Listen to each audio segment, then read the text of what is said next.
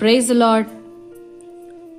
మోషే రచించిన నిర్గమకాండము యొక్క ప్రత్యేకత. గ్రంథకర్త మోషే. ముఖ్యాంశము: ఐగుప్తు బానిసత్వము నుండి విడుదల ప్రయాణము. అధ్యాయాలు 40. వచనాలు 1213 వచనాలు. రచనాకాలం 1400 BC. ప్రధాన వ్యక్తులు: మోషే, అహరోను, మిర్యాము, ఫరో కుమార్తె, ఇత్రో, యెహోషువ, బెసలేలు. ప్రధాన స్థలాలు: ఐగుప్తు, గోషేను, నైలు నది, మిద్యాను దేశం, ఎర్ర సముద్రం, సీనాయి పర్వతం.